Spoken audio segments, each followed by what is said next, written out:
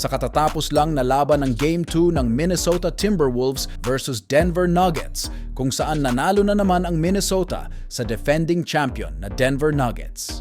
Nabigo na naman ang mga umaasa na mananalo ang Nuggets dahil nasa kanila ang home court advantage at ang MVP na si Jokic.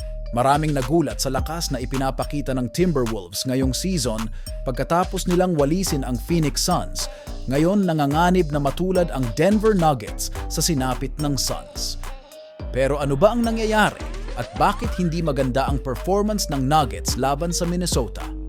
Una diyan ay ang depensa ng Timberwolves. They have the number 1 defense for a reason. Makikita natin dito sa Game 2 ang ganda ng rotations, aggression at hustle ng mga players ng Minnesota Timberwolves. Mala Chicago Bulls nga daw noong panahon nila Michael Jordan ang execution sa depensa na ipinapakita ng Wolves.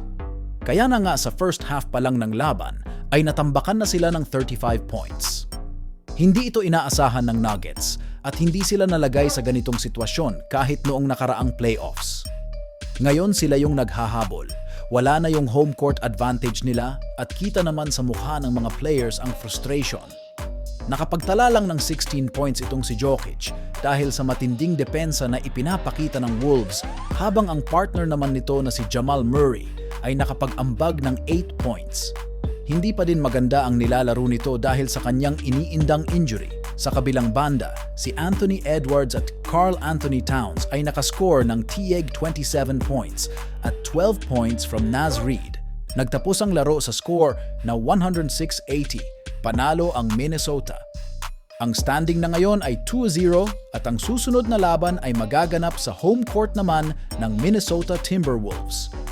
Makakabawi pa kaya ang Denver Nuggets?